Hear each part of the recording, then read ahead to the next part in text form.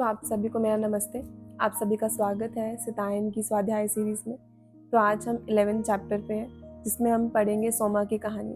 अभी last 10 chapter में हमने जाना था कि कैसे अनुसया और उसकी माँ सोमा से मिलने जाते हैं और वापस अपने आश्रम में आ जाते हैं। तो जब इस बार अनुसया अपने वापस आश्रम में आई सोमा से मिलने के बाद, वो पहली रात बिल्कुल नहीं सोई थी, लेकिन इस बार वो बहुत गहरी नींद में सोई, क्योंकि कहीं ना कहीं उसकी वो तृप्ति उसको मिल रही थी, जो वो चीज़ ढूंढ रही थी इतने सालों से।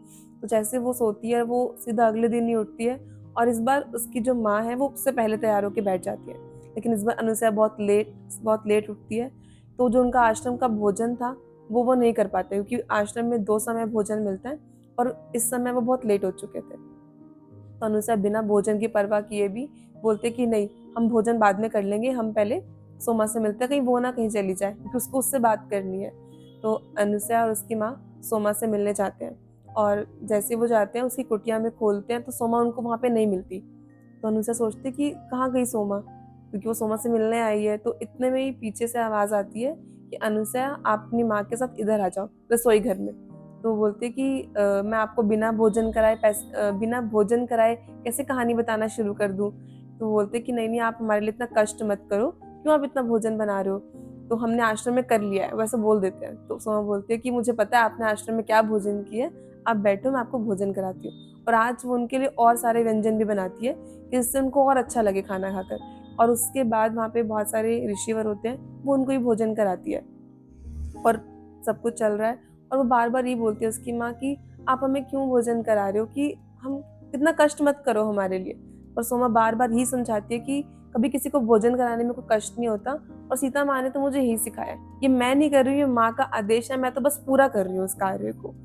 तो वो भोजन करने के बाद वापस कुटिया में जाते हैं और उन्हीं आसन को वापस सोमा बिछाती है जिसपे उसने कल उनके लिए बिछाए थे, और वो बैठ जाते हैं। और कहानी शुरू करने से पहले सोमा अपनी आंखें बंद करती है, कुछ देर ध्यान करती है। उसके बाद वो शांत हो जाती है और फिर बोलना स्टार्ट करती है और बताती है कि जब मैंने आपको बताया कि एक अग्निकुंज माँ ने अपना छोड़ा था, तो उस अग्निकुंज, वो सिर्फ एक अग्निकुंज नहीं था, उसके माध्यम से मैंने वो सारी बातें सुनी, सब कुछ जाना समझा। तो बता रही है कि एक बार ऋषि अत्रि और उनकी पत्नी पत्नी थी जो ऋषि अनुसया, वो श्री राम जी से और माता से मिलने आए और वो उन्हें बता रहे हैं कि आपको अब दक्षिण की तरफ जाना है, क्योंकि वहाँ पे ज़्यादा ज़रूरत है आप लोगों की, क्योंकि वहाँ पे ज़्यादा नुकसान हो रहा है वनों का, लोगों को प्रताड़ित किया जा रहा है, तो आपको उस तरफ जाना है। तो ऋषि अनुसया सोचती है और बताती है कि सीता माँ को कि मेरे पास आपको देने के लिए कुछ भी नहीं है, सिर्फ मैं आपको एक चीज़ दे सकती हूँ, वो है ध्यान। कि आप ध्यान कीजिए हमेशा, और जितना आप ध्यान करोगे उतना आप शांत रह पाओगे, और उतना ही आप जितनी भी कठिन परिस्थिति आएगी ना, आप समझ पाओगे कि मुझे क्या करना और कैसे नहीं करना है। तो उनको बहुत अच्छा लगता सीता माँ को। और जैसे ही इस बात के बाद जब भी माँ कभी आगे वन में कहीं भी गई है, तो उन्होंने हमेशा ऋषि अनुसुईया की प्रेजेंस को फील किया अपने साथ, कि वो कहीं ना कहीं उनके आसपास ही है। और ये लगभग आखिरी समय था उनका कि पंचवटी में श्री राम जी और माता सीता पहुंच चुके हैं इस टाइम पे। और पंचवटी बहुत सुंदर है, इससे पहले इतना सुंदर दृश्य माँ ने कभी देखा ही नहीं। वो अलग अलग तरह के फूल, वो इतना टाइम वन में रही पर कभी भी नहीं देखा, इतने सुंदर पक्षी चहचहा रहे हैं। तो वो बहुत खुश होते हैं कि ये बहुत अलग ही दुनिया है, और उनको लगता है कि यहाँ बहुत मुझे आनंद आएगा। और वो ऋषि अनुसया से मिलने के बाद, और उन्हें बताते भी हैं कि यहाँ पे पास में जो रावण है, वो पंचवटी को अपने वश में करना चाहता है। वो अपना सैनिकों को भेजता है, लोगों को मरवाता है, लोगों को दंड देता है, और अपना पूरा वश करना चाहता है पंचवटी के ऊपर। और ऐसा बहुत गलत है, तो अब आपको इसके लिए कुछ ना कुछ करना होगा। और जो वहाँ पे ऋषिवर आते हैं, उसके बाद ऋषिवर उनके आश्रम में आते हैं और बताते हैं कि रावण सिर्फ इतना ही सीमित नहीं है। और इससे पहले जब रावण का नाम ऋषि अनुसया ने बोलना शुरू किया, तो सीता माँ को वो याद आ गया कि कैसे उनके महल में एक बार उन्होंने रावण का नाम सुना था, और वो परशुराम जी का धनुष है उसको लेने भी आया था, पर उस टाइम उसकी शक्तियाँ इतनी ज्यादा नहीं थी, तो इस वजह से वो हार गए और चला गया। लेकिन सीता माँ को उसका वो चेहरा, वो गुस्सा याद था कि वो क्या क्या करना चाहता था, शक्ति कम होने की वजह से वो नहीं कर पाया सिर्फ। तो जो ऋषिवर आते हैं उनके पास, उनके आश्रम में, वो दुखी होके आते हैं कि हम बहुत परेशान हो गए हैं कि जो ये रावण है वो हमारी घरों में, हमारे नदियों को सुखा देता है, वनों को काट देता है, वो पंचवटी को बिल्कुल खत्म करना चाहता है। अगर ऐसा हो जाएगा तो प्रकृति में कितना नुकसान होगा। और वो बता रहे हैं कि सीता माँ बोलती, तो आपके जो मंत्र है, क्या वो इससे भी काम नहीं होता?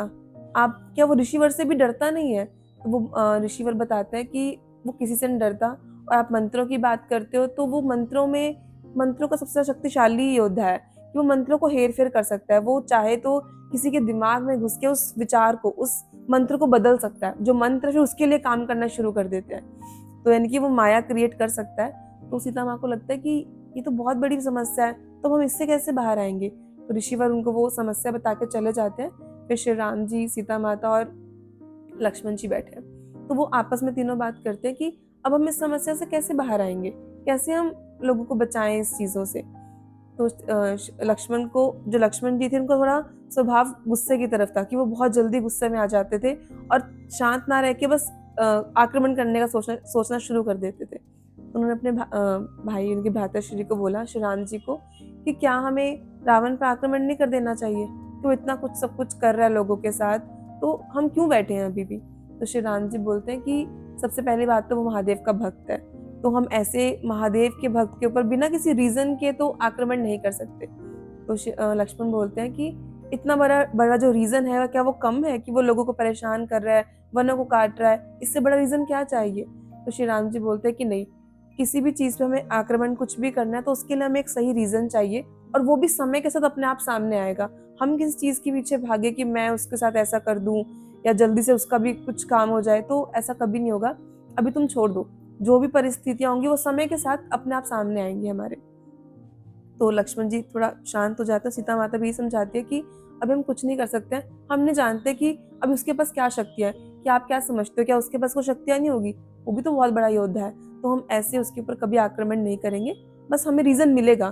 तो श्री राम जी समझाते हैं कि अभी हम सोच रहे हैं कि हम उसके ऊपर आक्रमण कर दें, लेकिन वो जितना भी गलत कर ले, उसको भी भुगतना पड़ेगा इस चीज़ के लिए, क्योंकि कारण और जो उसके रिज़ल्ट आता है, उस कारण और इफ़ेक्ट की जो रिलेशनशिप है कि मतलब जो आप काम कर रहे हो, जो उसका रिज़ल्ट आएगा, उससे कोई नहीं बच सकता। स्वयं रावण भी नहीं बच सकता। आशक्तियाँ हैं, मंत्रों को बदल सकता है, वनों को काट सकता है, सब कुछ कर सकता है, लेकिन जो कर रहा है, उसका जो रिज़ल्ट आएगा, वो उसको भी भुगतना होगा, कोई भी नहीं बच पाया। स्वयं भगवान भी हर अवतार में आके अपने जो भी काम था, उसको पूरा करते हैं। जो भी कुछ भी कारण हुआ, जो उसका इफ़ेक्ट है, उसको उनको देखना पड़ता है, तो रावण भी नहीं बच पाएगा। आप बस छोड़ दो परिस्थितियों को, अपने आप सब कुछ होगा। तो और लोग भी आते हैं उनके पास, जो गाँव के आस-पास के होते हैं, और बताते हैं कि हम रावण से बहुत परेशान हो चुके हैं। वो हमें बहुत परेशान कर रहा है, वो महिलाओं का अपहरण करता है, बच्चों को परेशान करता है, कि हमारा जीवन कठिन होता जा रहा है। हम यहाँ पे रह ही नहीं पा रहे हैं इस जगह पे। तो श्री राम जी, सीता माता को और चिंता होती है, और वो जो रावण है वो रात में ज़्यादा आक्रमण करता है लोगों के ऊपर। तो श्री राम जी और सीता माता को समझाते हैं कि अब से आप ज़्यादा बाहर नहीं जाओगे, आपको वनों में घूमने का बहुत शौक है, मुझे पता है, पर अब इस समय आप ध्यान रखोगे। और आज से पहले सीता माता मना भी कर देती थी कि नहीं, मुझे जाना है वनों में, पर उस समय उन्होंने कुछ मना नहीं किया। जो श्री राम जी ने बोला उन्होंने एज़ इट इज़ स्वीकार किया कि नहीं, वो बिल्कुल सही बोल रहे हैं, इस टाइम परिस्थितियाँ बहुत अलग है। तो उन्होंने ऐसा डिसाइड किया कि लक्ष्मण जी पूरी रात को पहरा देंगे, वो सुबह सोएंगे, और जो सीता माता और श्री राम जी हैं, वो दिन में पहरा देंगे उस जगह का, कि ध्यान रखेंगे। और ये लगभग आखिरी वर्ष है, यानी कि 13 साल बीत चुके हैं, लास्ट का 1 साल है। और जब सीता माँ पंचवटी में आई थी, उनको लगता था कि तो लास्ट का 1 साल है और बहुत सुंदर जगह है, तो शायद यहाँ पे कम परेशानियाँ होंगी और ये बहुत अच्छा जीवन रहेगा हमारा महल जाने से पहले। लेकिन उनको जब वनवास मिला था, तो एक ऋषिवर ने एक बात बोली थी कि आपका सारा जीवन वन में अच्छा जाएगा, जो लास्ट का 1 साल होगा ना, वो कठिन होगा, उस पे आपको ध्यान रखना है। पर श्री राम जी, सीता माता को लगा कि हमने अब इतना समय भी तो निकाला, ये भी हमारा आसानी से निकल जाएगा। तो वे इसी आशा में चलते रहे कि हम जो भी होगा हम उसको देखते रहेंगे। और उन्होंने ऐसा तय किया कि आप कहीं नहीं जाओगे, और वो इस बात को मान चुके थे कि नहीं जाऊँगी मैं कहीं भी, इस ऐसे बिना बताए। तो अभी उनको चिंता हो रही है कि हम मंत्रों से कैसे बचेंगे, क्योंकि अभी जितने मंत्र उनको आते हैं उतने रावण को भी आते हैं। अगर वो उसके असर को कम करना चाहेंगे तो वो कैसे करेंगे? तो इस बात को समझने के लिए वो पास के आश्रम में जाते हैं ऋषि लोकमुद्रा से मिलने के लिए। और ऋषि लोकमुद्रा उनको बिठाती है और बताती है कि आपने बिल्कुल सही सुना है कि रावण के ऊपर किसी मंत्रों का कोई असर नहीं हो सकता, लेकिन अभी भी कुछ मंत्र ऐसे हैं जो रावण नहीं जानता। इवन जो रावण के जो सेनापति है, सैनिक है, उनमें भी इतनी शक्तियाँ आ चुकी हैं कि वो दूसरे के मंत्रों को पढ़ सकते हैं और उनको वहीं बदल सकते हैं, दूसरे के विचारों को बदल सकते हैं। तो वो उन्हें बताती है, लेकिन आज भी एक मंत्र ऐसा जो अभी अभी उजागर किए हैं वो रावण को नहीं पता। मैं आपको मंत्र बताऊंगी, लेकिन आप वो ध्यान रखना कि वो मंत्र आपको सिर्फ सबसे एंड सिचुएशन में यूज करना है। अगर आप उसको बहुत पहले यूज करोगे तो उसके जो परिणाम होंगे वो भी बहुत खतरनाक होंगे। और जो मंत्रों का उच्चारण, जो मंत्र है, सबसे इंपॉर्टेंट चीज है कि आप उसका उच्चारण कैसे करते हो, कि अगर सही से उच्चारण करोगे तभी उसका असर होगा। तो ऋषि लोक मुद्रा उनको, श्री राम जी को और सीता माता को वो मंत्र देती है और बार बार एक ही बात बोलती है कि आप ये मंत्र किसी को नहीं बताएंगे, और सिर्फ सबसे ज्यादा जब लगेगा कि आपको कुछ भी काम नहीं कर रहा तब आप इसका इस्तेमाल करेंगे। तो श्री राम जी बोलते हैं कि बिल्कुल, हमने मंत्र अपने दिल के एक कोने में छुपा दिए जो जहाँ पे कोई भी नहीं पढ़ सकता कभी भी। तो आप इस चीज से निश्चित हो जाइए। और उनका बहुत शुक्रिया करते हैं, क्योंकि एक परिस्थिति थी जो उनको सोल्यूशन मिल नहीं रहे थे, पर अब सोल्यूशन मिल गया उनको। तो वापस अपनी कुटिया में आते हैं और सतर्क रहते हैं हमेशा कि जो भी हमारे आसपास हो रहा है हम देखें कि क्या चल रहा है, और ज़्यादा अवेयरनेस का लोगों को समझाते भी हैं और लोगों की बहुत हेल्प भी करते हैं। लेकिन अब धीरे धीरे उनको पता लगता है कि रावण ने अपनी बहन शूर्पणखा को भेज दिया है, कि वो क्या करती है, अलग अलग अवतार में आके एक सुंदर स्त्री का रूप लेके लोगों को बहकाती है और उनको फंसाती है अपने जाल में। और अब ऐसा हो रहा है, उनको पता लगना शुरू हो गया, तो वो और सतर्क हो गए कि हमें किसी का भोजन नहीं लेना है, किसी को अपने आश्रम में ऐसे आने नहीं देना है। वो भी आने देते हैं लेकिन सतर्कता के साथ कि कुछ भी ऐसे नहीं होगा। तो अब माता एक दिन क्या करती है कि उनको श्री राम लक्ष्मण जी की बहुत चिंता होती है कि वो सारी रात जागते हैं, उनकी नींद पूरी नहीं होती है, तो उससे उनकी तबीयत पे असर पड़ रहा है। अगर तबीयत पे असर पड़ेगा तो जो शक्तियां हैं वो भी धीरे धीरे कम हो रही है, यानी कि वो अपनी पूरी शक्ति के साथ वो काम को कर ही नहीं पा रहे हैं। और उनको लगता है कहीं ना कहीं मैं इसकी वजह हूँ, कि वो सब मेरा ख्याल रखने के लिए पूरी रात का मतलब पूरी रात बैठ के पहरा देते हैं जगह का। तो वो सोचते हैं कि मैं आज ना बिना बताए ऐसा करती हूँ कि ना वो जड़ी बूटियां ले ही आती हूँ जो पास के जंगल में मिलती है, कि मैं अभी जाऊंगी और अभी आ जाऊंगी वापस। तो वो सोचकर चली जाती है। जैसे ही वो जंगल में जाना शुरू करती है उनको जड़ी बूटियां मिलती नहीं है। अब वो सोचते हैं कि अब मैं किस रास्ते की तरफ जाऊं।